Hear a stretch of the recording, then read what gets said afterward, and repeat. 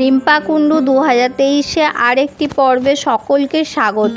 বন্ধুরা, আশা করি সবাই ভালো আছেন, সুস্থ আছেন। লোকনাথ বাবা বলেছিলেন, রণে বনে জলে জঙ্গলে যখনই বিপদে পড়িবে আমাকে স্মরণ করো, আমি রক্ষা করিব। লোকনাথ দেবের অশেষ কৃপা পেতে কমেন্ট বক্সে অবশ্যই লিখুন জয় বাবা লোকনাথ দেবের জয়। এই পর্ব থেকে জানাবো 2026 সালে বাংলায় 1433 বঙ্গাব্দে লোকনাথ বাবার তিরোধান দিবস কবে অনুষ্ঠিত হতে চলেছে। এরপরে জানাবো এই পুজোর সম্পূর্ণ সময়সূচি।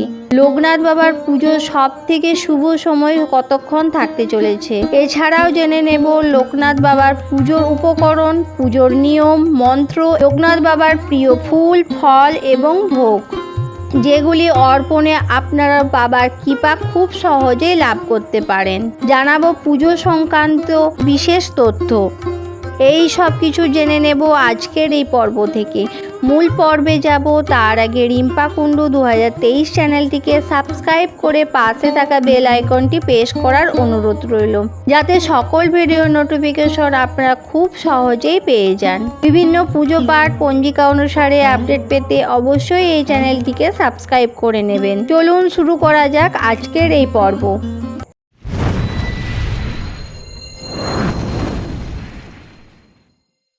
দেবাদিদেব মহাদেবের অবতার বাবা লোকনাথ পুজোর ভক্তি ও পবিত্রতায় প্রধান। প্রাতঃস্মরণের এই যোগীর পুজোর বিশেষ কোনো কিছু প্রয়োজন হয় না। পুজোর উপকরণ ফুল, ফল ও সাবেকি নিরামিষ ভোগ নিবেদন করুন। সঠিক মন্ত্র জপ করলে বাবার আশীর্বাদ লাভ করা যায়।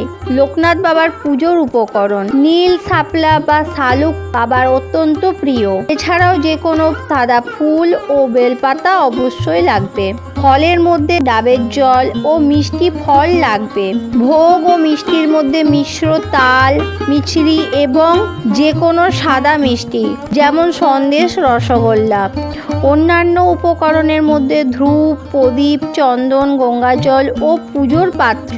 পুজোর নিয়ম: সকালে স্নান সেরে শুদ্ধ বস্ত্র পরে পুজোর আসনে বসুন। দেবাদিদেব মহাদেবের পুজো করে বাবা লোকনাথের আরাধনা শুরু করুন।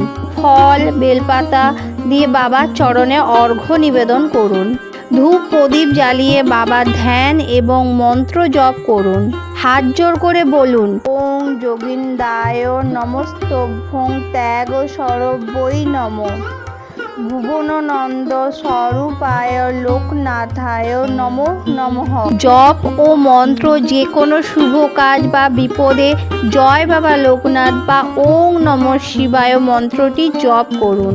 এই জপ করা অত্যন্ত ফলদায়ক। বাবা লোকনাথ অত্যন্ত সাদামাটা জীবনযাপন করতেন, তাই তার পুজোর উপচারে জাঁকজমকের চেয়ে ভক্তি প্রধান। এই দিনের বাবার প্রিয় ফুল, ফল এবং ভোগ বাবাকে অর্পণ করলে খুব সহজে বাবার কৃপা লাভ করা যাবে। চলুন জেনে নেই লোকনাথ বাবার প্রিয় ফুলগুলির মধ্যে নীল শাপলা বা নীলপদ্ম, সাদা শিউলি, জুঁই, বেল, রজনীগন্ধা।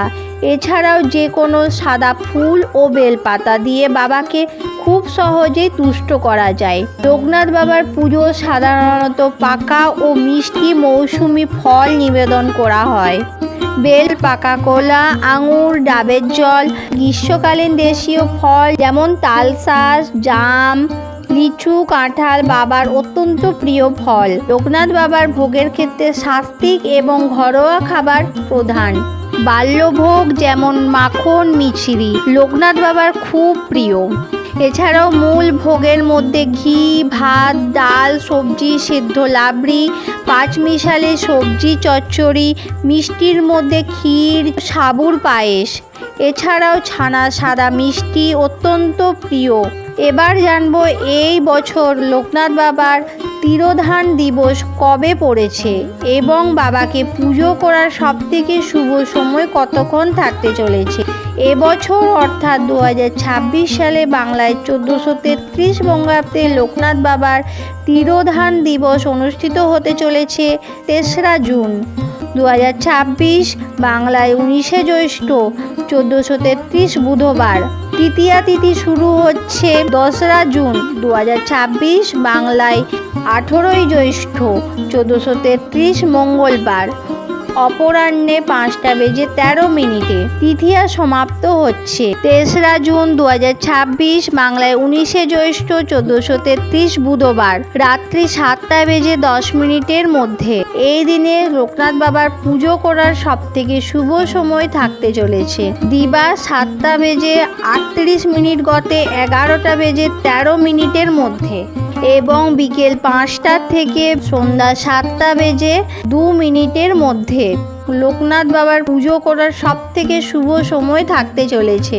এই দুই সময়ের মধ্যে যে কোনো সময় আপনারা লোকনাথ বাবার পুজো সম্পূর্ণ করতে পারেন। এই দিনে অমৃতযোগ সময়ক্ষণ হলো দিবা 7:38 গতে 11:13 মধ্যে, আবার 1:54 গতে 5:29 মধ্যে এবং রাত্রি 9:54 মধ্যে ও রাত্রি 12:01 গতে 1:25 মধ্যে। আজকের পর্বটি আপাতত এই পর্যন্ত। আপনাদের ভালোবাসায় এই চ্যানেলের আসল শক্তি। যদি ভিডিওটি ভালো লেগে থাকে তাহলে অবশ্যই একটি লাইক করে দেবেন এবং হেল্পফুল বলে মনে হলে নিজেদের ফ্রেন্ডস ফ্যামিলির সাথে শেয়ার করার অনুরোধ রইল। সকলেই ভালো থাকবেন, সুস্থ থাকবেন। দেখা হচ্ছে আগামী পর্বে।